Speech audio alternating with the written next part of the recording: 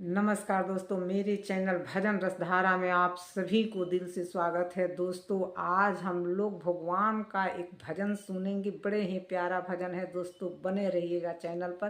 तो चलिए शुरू करते हैं। आज अयोध्या आनंद भैल माई, आज अयोध्या आनंद भैल माई, आज अयोध्या।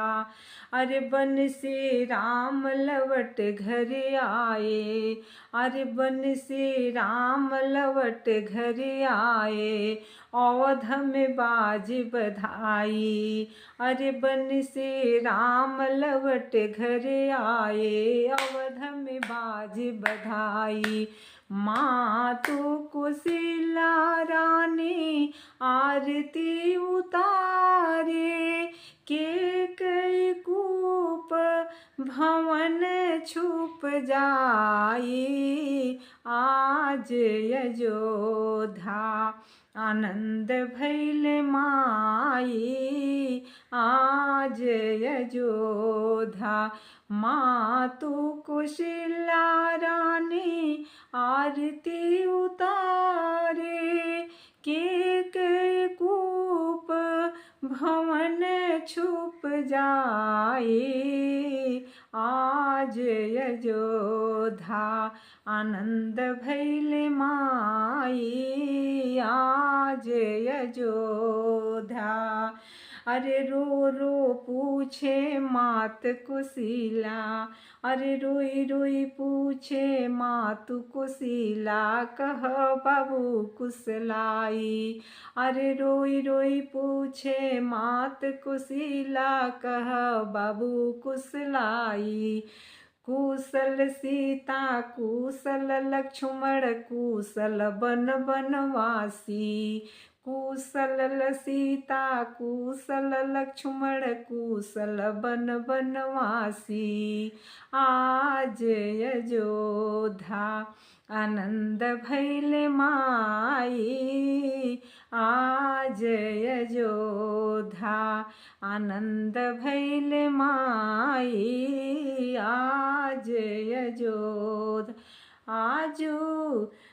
आजू अवधन गरिया निहाल सखिया, आजू अवधन गरिया निहाल सखिया, आज आवतारे हमरे श्री राम सखिया। आजू अयोध्या नगरिया निहाल सखिया, आजू अयोध्या नगरिया निहाल सखिया, आजू आवतारे हमरे श्री राम सखिया।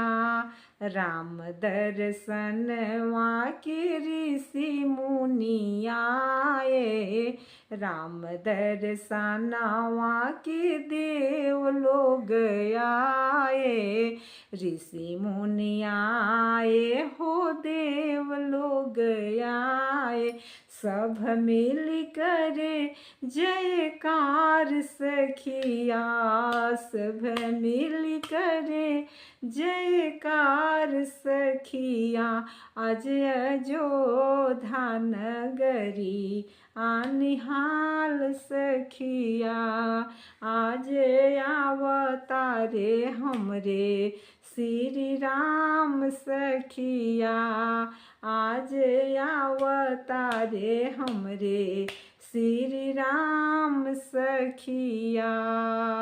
नमस्कार दोस्तों, कैसा लगा ये मेरे श्री भगवान का भजन, श्री राम का भजन। दोस्तों अच्छा लगा हो तो लाइक सब्सक्राइब नहीं भूलिएगा करना ज़रूर।